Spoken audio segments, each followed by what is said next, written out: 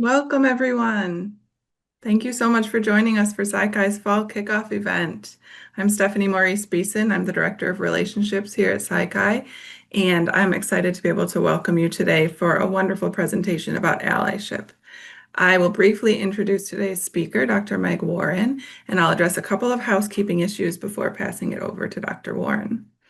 So, as the International Psychology Honor Society, SciCai supports our members to study and share psychology in ways that further our understanding, deepen meaningful connections with others, and lead to healthier lives. In service of that mission, we are very grateful to be able to host this webinar on allyship with Dr. Meg Warren. I'm going to read you a little bit of her illustrious biography. Dr. Meg A. Warren is a professor of management at Western Washington University and an award-winning researcher, author, keynote speaker, and international expert on allyship and well-being. As a social, organizational, and positive psychologist, she employs a culturally responsive and well-being centered approach to study and empower people to effectively rise as allies with those who are marginalized. She has published over 60 journal articles and book chapters and 2 books. Her research has been covered by over 200 media outlets globally and translated or presented in 8 languages. She's currently writing her latest book, tentatively titled The Evergreen Ally: New Principles for Building Each Other Up. If you'd like to learn more about that book, please visit megwarren.com. And there's also a link to her website in the resources tab at the bottom of your screen.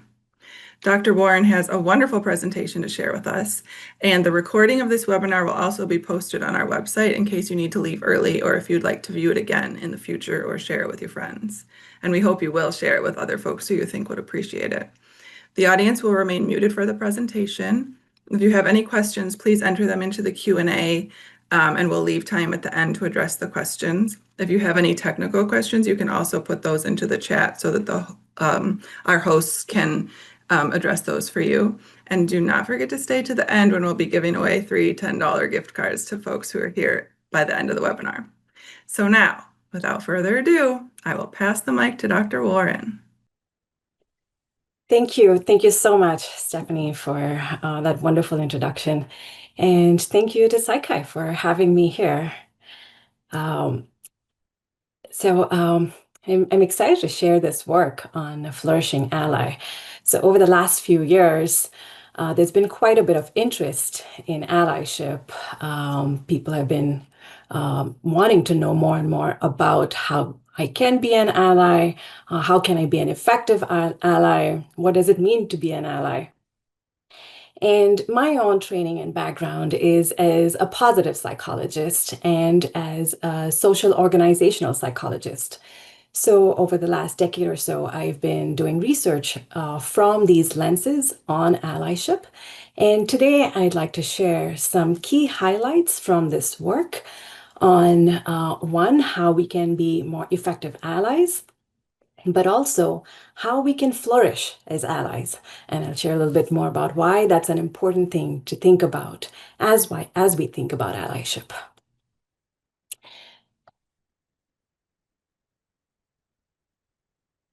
Okay, so let's start with thinking about who is an ally. And when we do psychology work, the first thing we think about is definitions.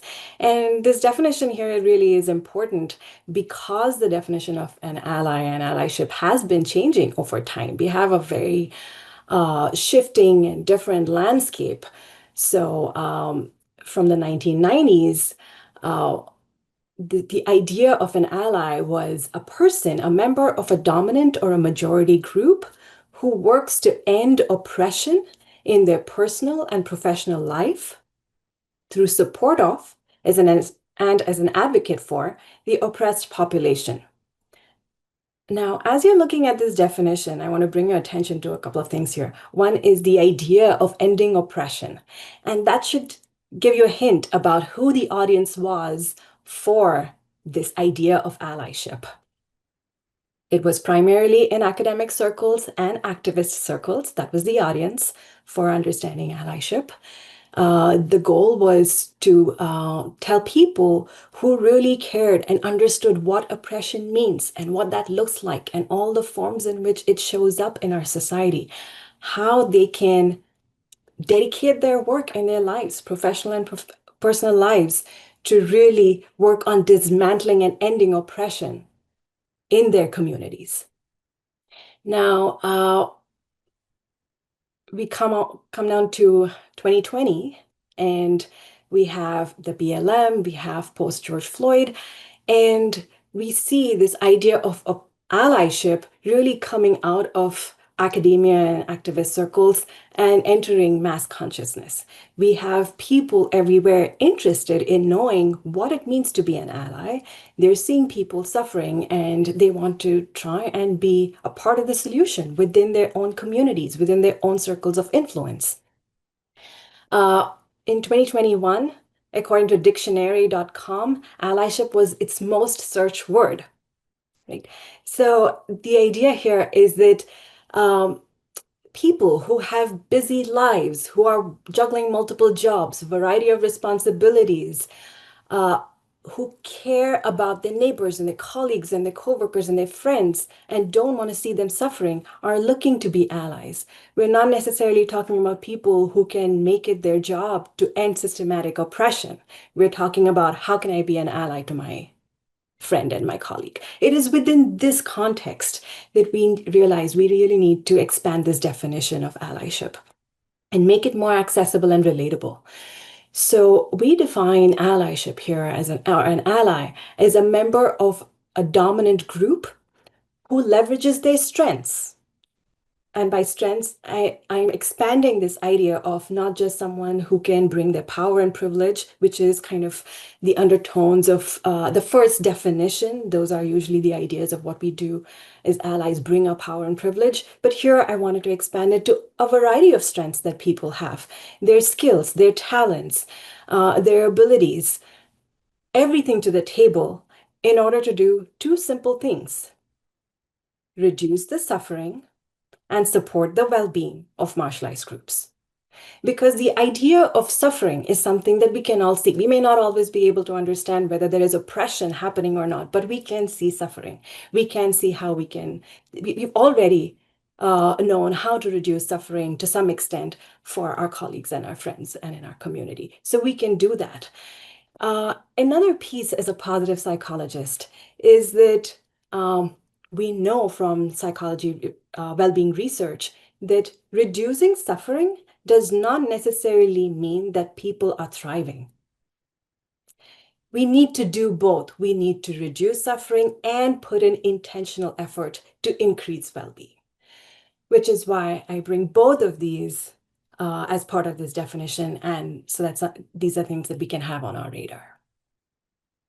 So with this idea and this broadened concept of allyship, let's go back to the title of this presentation, Flourishing Ally. Why should we care? Why should we be flourishing allies? Now, first, I'd like to share some very interesting data, and we've seen this across multiple studies at this point, that most people already want to be allies to marginalized groups. We conducted these major studies in Canada with a representative sample of people all across all provinces in Canada. We looked at data from the United States, and we saw between 76 to 80% of people who say they want to be allies to marginalized groups. And then we said, are we sure about this? Let's look at this again. And we studied men who would be interested in being allies to women across 103 countries. Again, we see 93% of people say that they're willing to engage in behaviors that reduce the suffering and improve the well-being of women in their communities, in their workplaces, in their home, in their families. I think this is an important point here because when we see social media, when we look at popular media, it's easy to feel that people don't care, that if people really wanted to be allies, there would be a lot more action. And here I want to bring up this point that most people do care. Caring is not the issue. There's something else going on. The issue is that being an ally can be challenging. It is complex. It is depleting. So converting that interest and care to action, it's a lot harder to actually change that and bridge that gap. And this is why I think what we really need is an approach that is effective, where we can actually be good allies, but it's also sustainable. It's sustainable for our own well-being and for others' well-being, so that we can overcome these challenges and this complexity and this sense of depletion that we can otherwise feel as allies, or just when we want to be allies, and we can start bridging that gap from intention to action. So what I'd like to do now is share a little bit about this intention action gap, understanding if people really care about being an ally, what's stopping them, right? So we asked this question. We asked this question in across 2 different large samples, and what we found was really interesting. This paper is forthcoming now, likely end of this month or early next month. And essentially, we asked, when people care about allies, so focusing on those who say they want to be allies, what stopped them? And we were able to categorize the kind of barriers that prevent them into 3 different categories. One was the organizational context. The second was interpersonal context. And the third was the intrapersonal, the barriers that come from within us. Let me share a little bit about the organizational context first. So 20% of the responses of why people say that it's hard for them to be an ally is because of the institution or the organization or the environment that they are in. They feel like they don't have the power to actually make the kind of change that they would like to see. They also talk about active discouragement, people being discouraged from being allies, right? And then over the last several months, we've been seeing more and more of that as organizations and institutions have been forced to retreat from diversity, equity, and inclusion. 8% of the barriers came from the interpersonal context. So this is within the relationships, within your teams, within your groups, within your community, usually within our circles of influence too. This is where we have people talking about the lack of support from their leaders. Another interesting one was especially for folks who were learning about allyship in ways that they had not thought of before. So they had not noticed biases, they had not noticed discrimination or patterns before. Now they're starting to learn about it and they start to speak up about it. Peers suspecting them of ulterior motives. Why is it that you're saying this now? You've never said this before. What's going on, right? So feeling like when they make new statements and make new claims about wanting to be an ally, being a little bit under suspicion of whether their motives are pure. And this was another sort of barrier that made them hesitate to step up as often as they would like to. And then the final third circle of what prevented people from being allies were the barriers that come from within us, the intrapersonal. So here we have motivation, we have cognitive. Let's unpack this for a moment. So 10% of the responses here were about motivation. Essentially, this means that people who are not motivated to be allies. Now, this is not surprising. In fact, in a way, if I had to look at social media, popular media, I would have imagined that most people probably don't care to be allies. They're not motivated. That's why they're not working hard enough, right? But what we see here is it's not 90%, it's 10%. 10% of people who lack the motivation to actually step up as allies.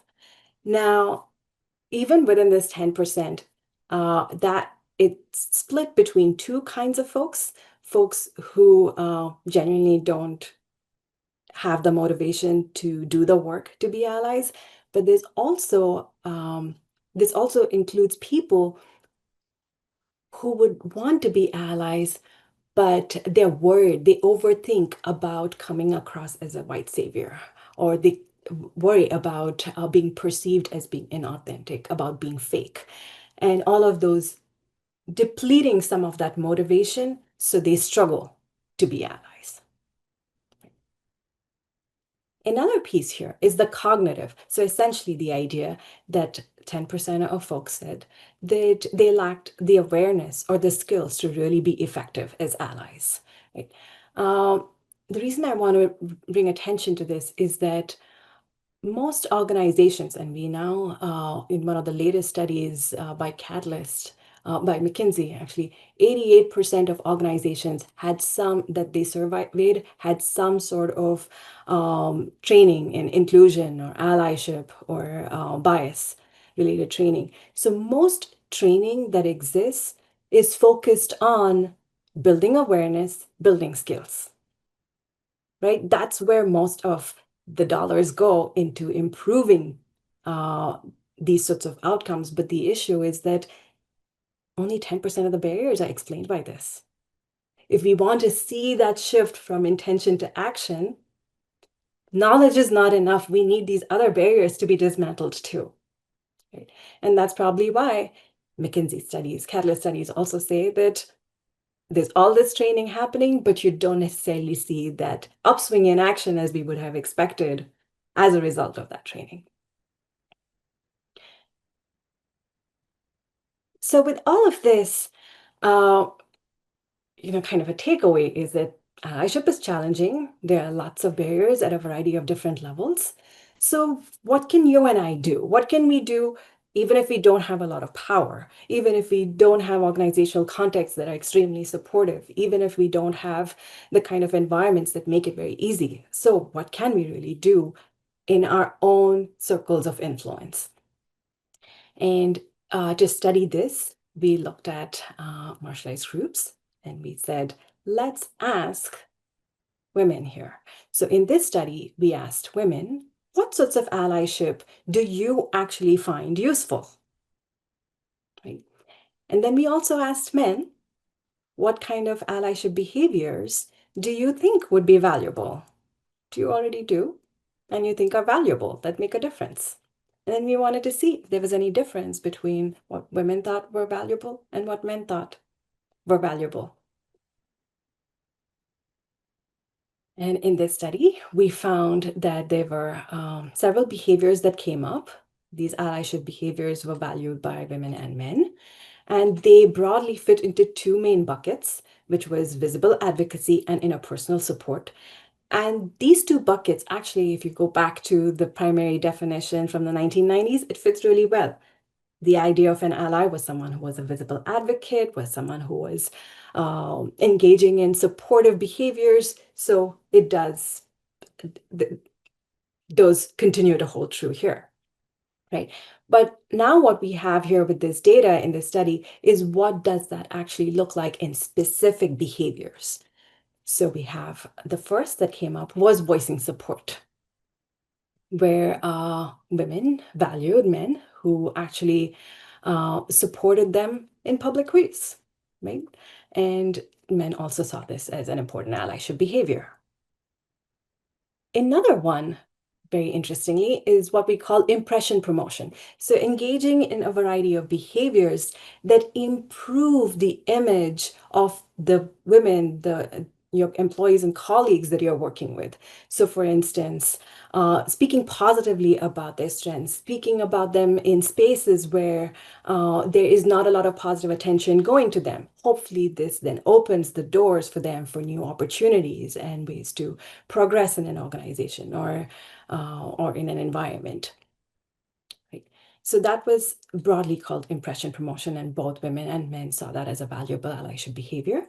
But here's one that women noticed, but was not on men's radar, which was simply investing consistent time and effort over a long period of time.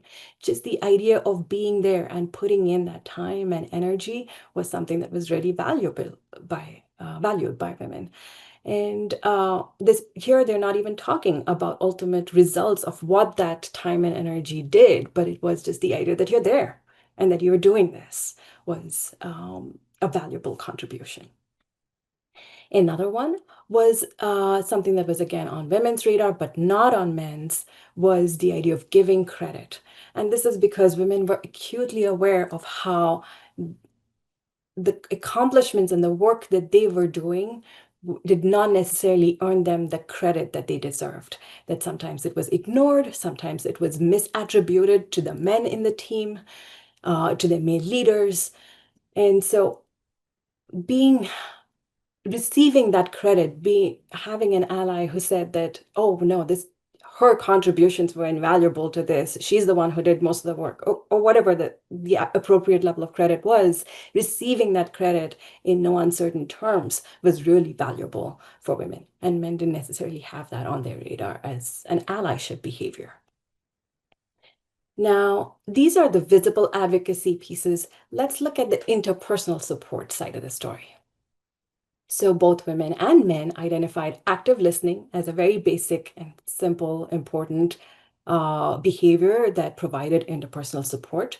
So, and often it's a gateway, it's a pathway to learning about what the issues are in a particular person's life. So you can start thinking about how you can do additional things to support them, right? So it was a first step as an ally. The next one that came up, both in women and men's stories, was the idea of navigating impossible choices. And so this study was conducted in academia, in higher ed, in top research universities in the context of male-dominated disciplines. So science, technology, engineering, math, these are the kind of spaces that are extremely competitive. And and this translates across other male-dominated fields and disciplines to outside of academia. But women often end up feeling this impossible choice where they need to either prioritize career or family, deciding whether to have kids, when to have kids, all of those things. And this is not a choice that anyone should have to make. Men don't need to make this. But women often felt that this was this unspoken pressure that they had to navigate. Now, we, of course, need systems that shift this and change this. But while we're still waiting for those systems to catch up and do the right thing, women are still trying to figure out, how can I work through this, right? In my own life, in my own career. And this is where they shared a couple of additional ways that they appreciated men supporting them. One was by being a reflection partner, which essentially means um, being a partner who you can reflect with and strategize with and think about how we can navigate these treacherous spaces. And the other was offering reassurance. This is especially important because often women in these male-dominated fields felt that their competence was constantly questioned over and over again. And then sometimes they would wonder, is there any truth to this? Am I really not that good? And they needed someone in their corner to be able to say, here, let me remind you about all your accomplishments and all your work. You really are good, right? So having that kind of reassurance was useful. Um, and this kind of imposterism, we do see that across a variety of contexts that can come about spaces that are hyper competitive, can be threatening. So these are some of the things that came up both in the women and men's stories. Now, there was one allyship behavior that women didn't talk about, but was top of mind for men. Oh, I'm sorry. That was the next one. There's one more before I get to that one.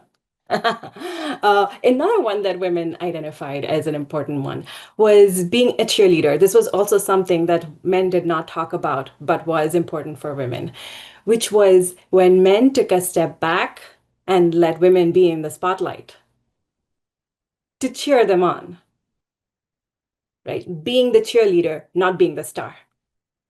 So that was an important one. So now I'll come back to the one that I was talking about here, which is the one that men talked about, but women did not say it was valuable at all for them.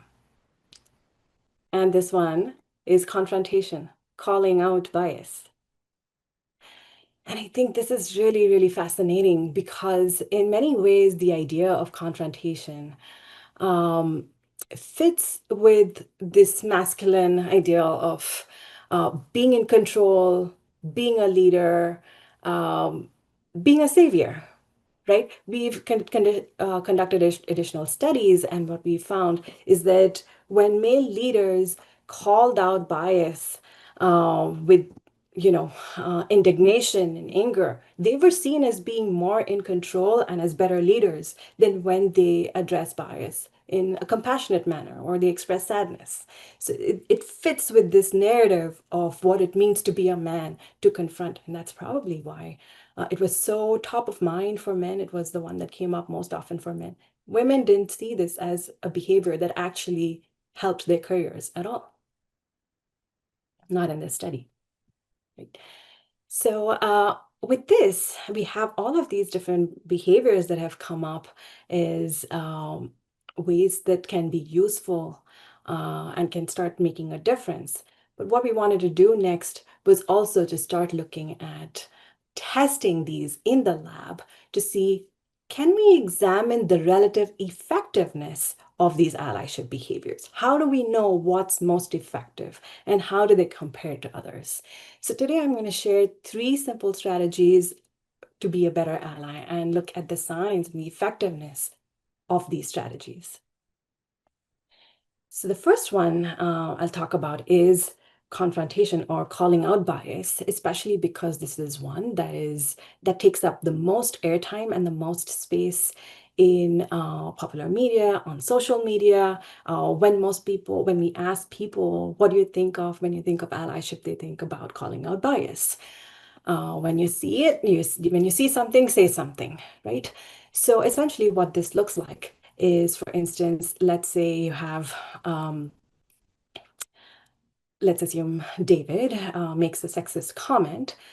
John, who wants to be an ally, immediately interrupts and says something like, "That's a little sexist, don't you think?" Right? Essentially, what they're communicating is, one, they're labeling the behavior as problematic, and second, they're communicating, whether through question or through their body language, that this is not acceptable.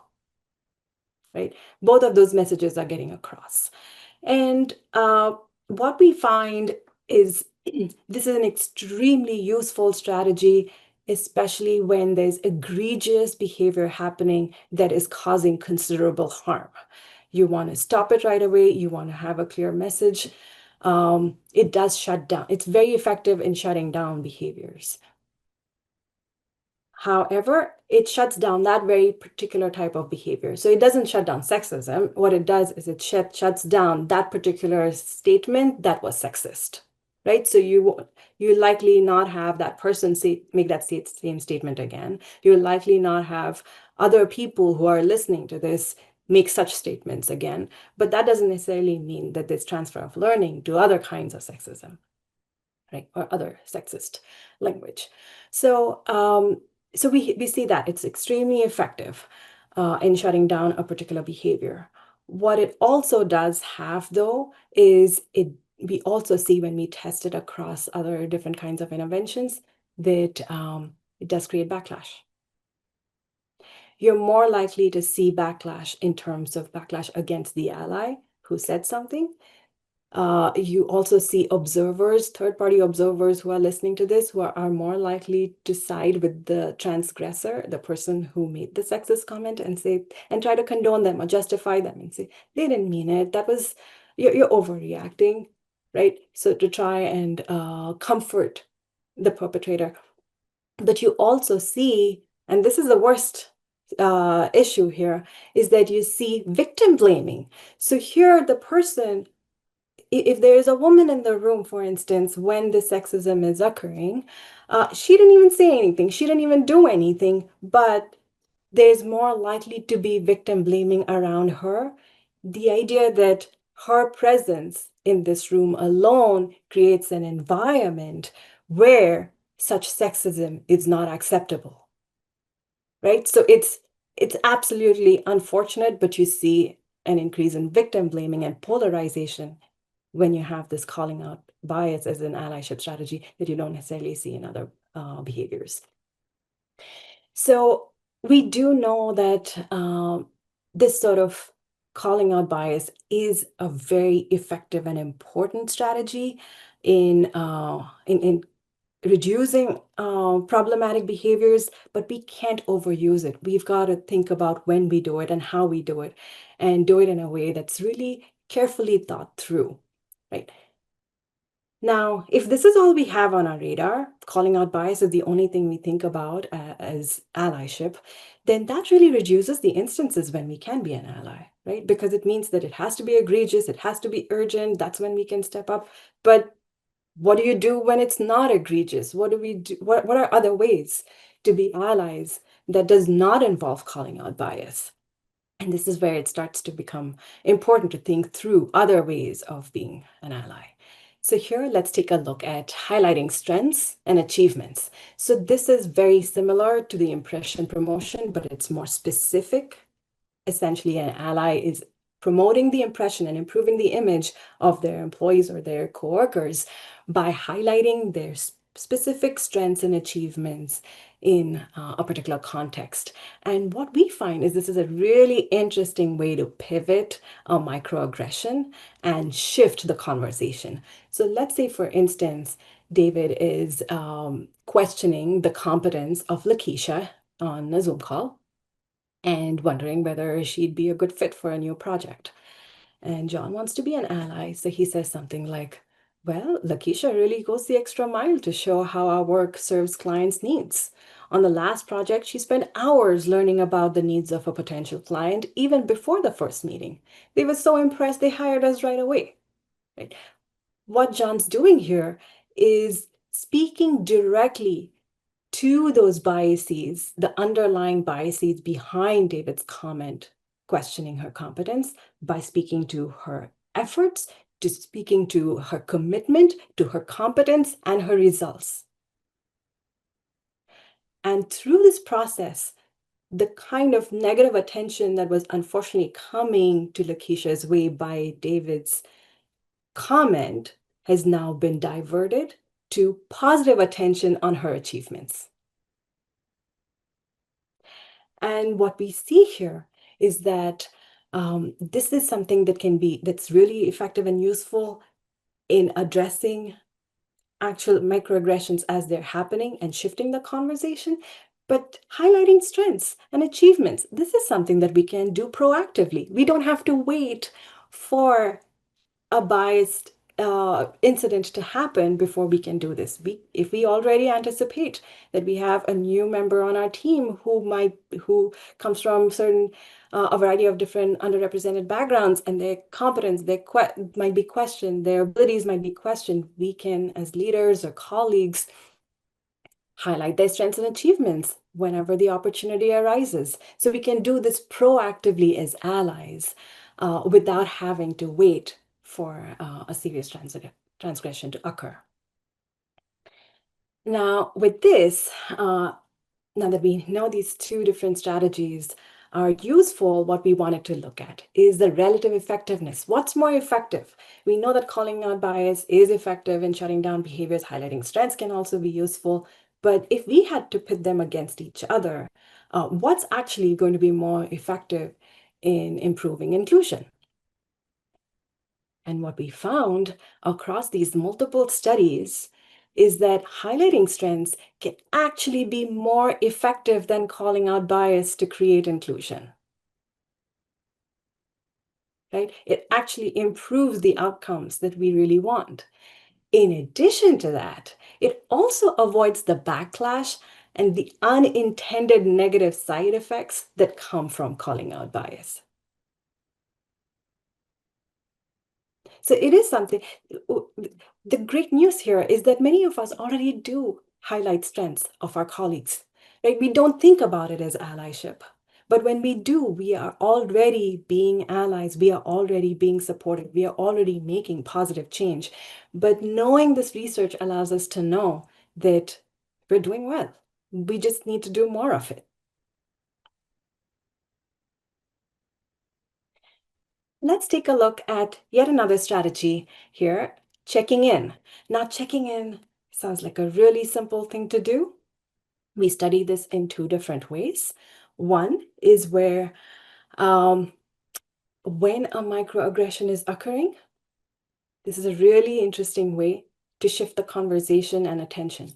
So for instance, let's say David is making a comment. Uh, you can have John step in and instead of saying anything to David about what he's saying about his sexism, instead turn to Angela and say, that must have hurt. Are you okay? Right? In that conversation, in that meeting, not saying anything here, shifting instead and talking to the marginalized person. What this does, it allows Angela to say something and decide whether she wants to deal with this in the moment or not. It is a first step to consensual allyship. So now you're not having to worry about whether you're taking over someone else's voice. You're simply opening the door. So you check in with them in that moment and say, that must have hurt. Are you okay? And it's up to them now. It's up to Angela now to decide whether she wants to say, yeah, that was not okay. And that opens the door for her to say something if she wants to. And she already knows she has an ally in John in the room if she were to advocate for herself and say something. Or if she decides this is not a moment I want to take on this battle, I'll deal with it another time, she can just say, no, it's okay, let's move on. Right? It puts the power back in her hand for her to decide what she wants to do while also communicating as an ally that I'm here for you. I am here to support you. Right? It also subtly communicates in the room and to the perpetrator, to the transgressor, that something was off. Right? So they can decide if they want to take a step back from that, what they said, and say, oh, I'm sorry, did that hurt? Right? So it gives everyone the opportunity to make more autonomy supported decisions around this. So that's the idea of checking in. Checking in is useful not only in the moment when you have this microaggression occurring, it's also useful after the fact, right? So if you were not in the room when this occurred, but you heard about this from other sources, you can always go back and talk to Angela and say, I heard what happened there. Are you okay? Is there something I can do to help? And that then opens the door to being a reflection partner that we talked about earlier, where you can strategize together and think through, how do you want to address this? Is this a pattern that needs to be addressed? Should we be talking to this person who regularly does this? How do we move forward from here? So it again opens the door to a broader investment of time and energy to do allyship in a more thoughtful way, rather than risking taking over the voice of a marginalized person in the heat of the moment. So again, we wanted to test the relative differences and effectiveness between calling out and checking in. Calling out being one of the most common strategies, and then what happens with checking in. Now here was I have to be a nerd here, right? So what we found in our data is that there was no statistically significant difference between calling out and checking in fostering inclusion. Now, as a researcher, usually we're not fans of non-statistical significance, but here this is wonderful news, because what this means is that a high-risk strategy like calling out and a low-risk strategy like checking in are equally effective. There's no difference in actually fostering inclusion, right? What it does do, though, is that checking in actually predicts stronger relationships all around.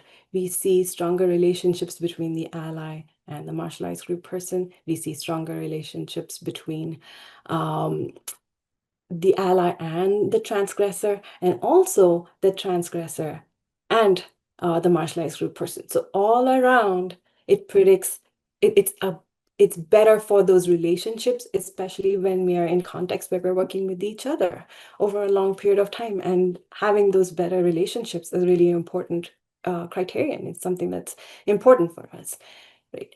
So that's where checking in can be really useful as well. So now we have these different strategies that, and we've seen the effectiveness of these strategies. Now, at this point, we wanted to step back and say, okay, we've got folks who care. We've got folks, there are these different things that you can do. Will people actually do them? Right? So here we wanted to ask, how comfortable are you in actually enacting these different strategies? Would you do this? And here's what we found. We collected data from men in 97 countries, and these are people who already valued equity. And then we asked them, do you feel like these strategies, these behaviors are actually a fit for who you are, that you would do them? When it came to calling out bias, only 32% felt that they would actually do this. So a third of people who care are okay with this. When you look at highlighting strengths of the women in your communities, in your organizations, in your institutions, this jumps to 78%. Huge jump. So many more people are willing to be allies if it means that I'm going to highlight strengths. And then checking in, this jumps to 94%, pretty much most people at this point. And again, as a reminder, not a huge difference in actually creating inclusion when it comes to checking in versus calling out. Yet, most people will check in, but if they think that the only way to be an ally is to call out, they may not do it.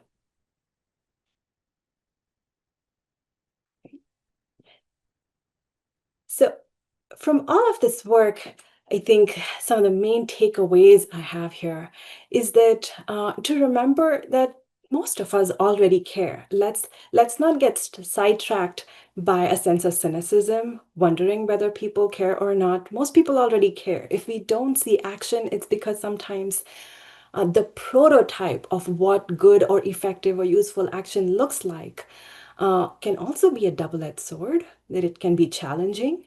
And there are a lot of ways that we can be allies and express our care in ways that are effective, that can sustain our own well-being and others' well-being. They're also great for the relationships. And especially at a time right now where we're realizing that ways in which we can reduce polarization, have a lot of positive relationships all around is really valuable. I think we should think more deeply about how we can be this kind of a flourishing ally. So with that, thank you so much. I have additional resources, papers, brief articles, and such on my website.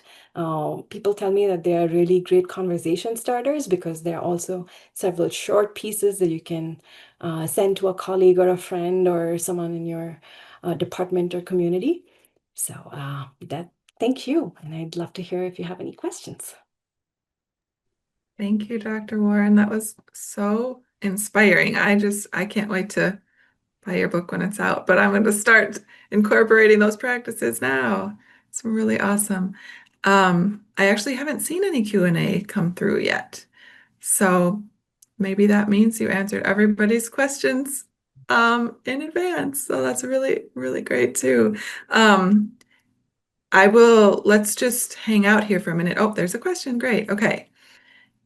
Thank you so much for your presentation and research. Have you also looked at how these strategies are effective regarding racism, LGBTQ, ableism, etc.? That's a great question. So much of my research has focused on issues of gender. A lot of my work is also very international and where gender is the primary issue that translates across globally. I do believe that a lot of this is true, would be effective in the context of race. We've seen some work happen around race. I've done some work around religion, and we've seen that. But yeah, that's a great question. We still need more empirical data to look at effectiveness across these different areas of identity. Thank you. And Jenna in the chat said, thank you, Dr. Meg. Anybody else have any questions? Please feel free to pop them in there. I'm excited also to check out your website, Dr. Warren, and find what you mentioned that is shareable. And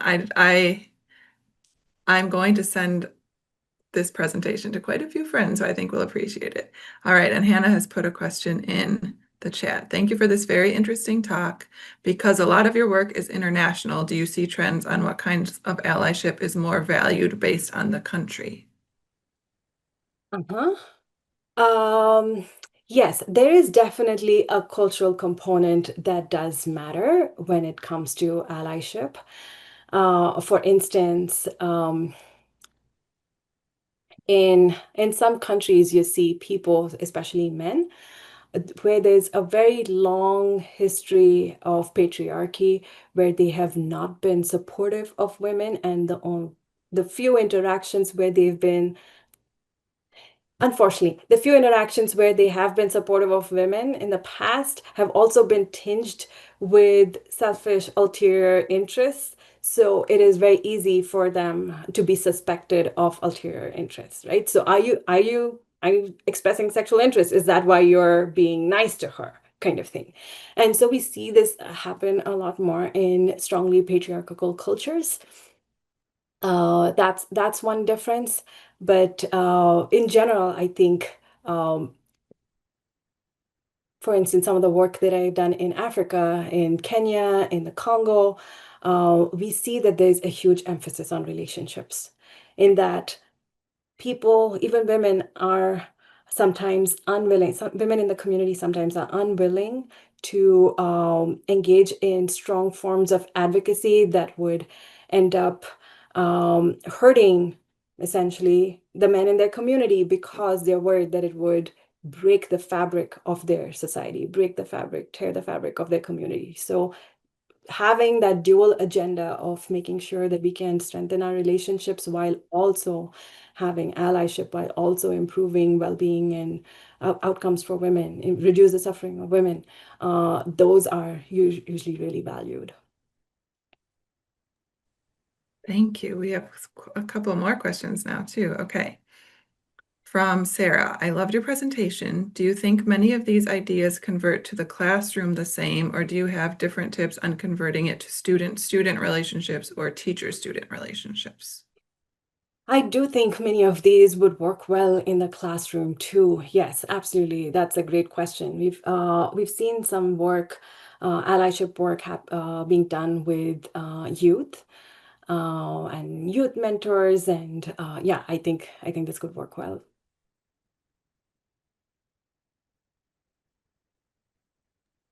All right, another one now we have from Christina. Did you see any difference in the strategies in workplaces if it is a big organization versus a small organization, or was this something that wasn't looked at? Thank you again. Your research is incredibly interesting and useful, and I will recommend it to my workplace.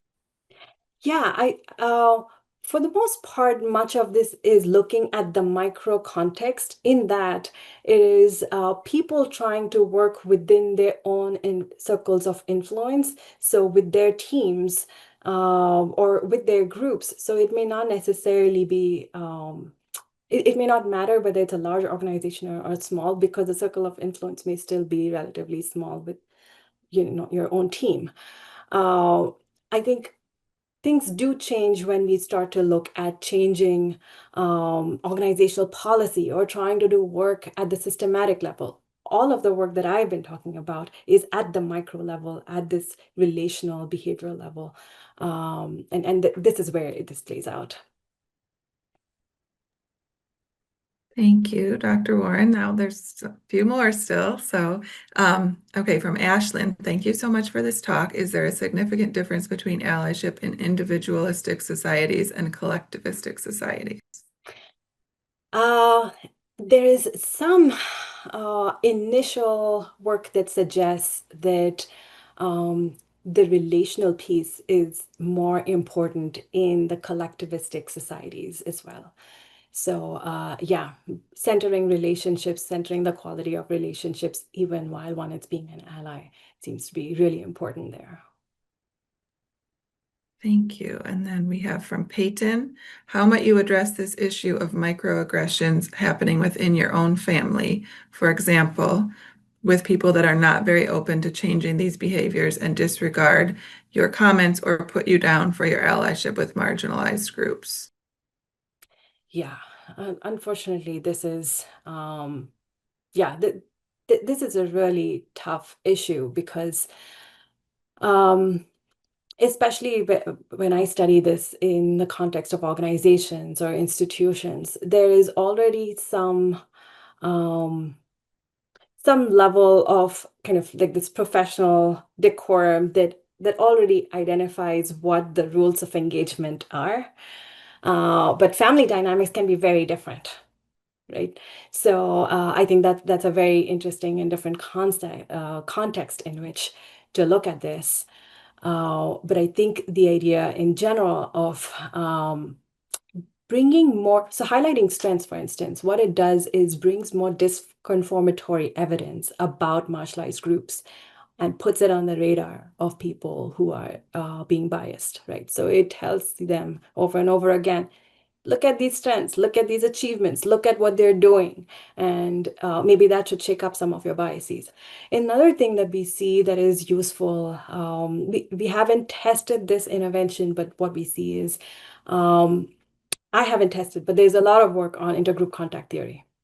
And when you start bringing in those ideas of intergroup contact theory, essentially, which means is that helping people from your community, or in this situation, your family, have more connections and interactions with people from communities and groups that they otherwise don't have a lot of interaction with, and facilitating positive interactions with them. You see that there is a little bit of a reduction in bias with those positive connections.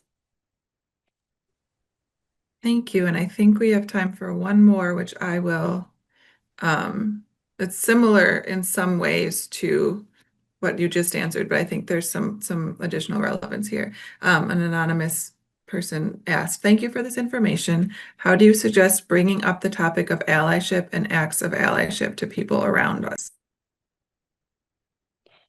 Yeah, I think starting with highlighting strengths can be a really useful one because we just start to pivot the conversation. We can do this proactively. We don't have to wait for something wrong to happen, some transgression to happen. We can just make it part of our everyday conversation. So I think that's a really good gateway, a starting point to start shifting those assumptions that may be present about marginalized groups. Thank you so much. I really appreciate that. And I'm really grateful to everyone who participated with asking questions. I think you have Dr. Warren's contact information too, so keep asking those questions and let's keep the conversation going. Dr. Warren, I'm really excited about how this material can be beneficial to all our members in so many different ways. And I just really thank you for generously sharing your time and expertise with us today. Thank you so Yeah, much thank for you. having me, and thank Thank you. you. Everyone, please sign up for Dr. Warren's website for updates on her upcoming articles that are being published and her book that will be published soon too. Um, and I am trying to um, pull the 3 winners of our raffle, but I have this little randomizing thing and it's making very loud noises, like cheering and stuff when I click it. So I'm going to mute myself for a second to click it one more time and get our final winner. So just give me one. Okay, sorry about that. Okay, thank you, everyone. I have the winners of the raffle. Um, First, we have Kelsey Lawhorn. You're a winner of a $10 gift card, so I'll email you offline. Congratulations. And secondly, we have Peyton Hodson. Congratulations. I'll email you. And then we have Isabel Marcus. So congratulations to the 3 of you for winning a $10 gift card. Thank you for being here and engaging with Dr. Warren and the material. And with that, I will wrap it up. And again, thank you so much, Dr. Warren. This is really, really valuable information. And really thank you for your generosity of time and expertise. To our attendees, on behalf of SciChi, thank you so much for joining us today. We hope this presentation helped you on your journey of furthering understanding, deepening meaningful connections with others, and leading a healthier life. As I mentioned, I encourage you to sign up for Dr. Warren's updates on megwarren.com. And the recording of this webinar will also be posted on our website at psychi.org if you'd like to view it again in the future or share it with your friends. You can visit psychi.org to find out about all the other resources Psychi has to offer as well. So thank you everyone for joining. Thanks again, Dr. Warren, and have a wonderful day. Thank you. Thank you so much. Thank you, Dr. Warren.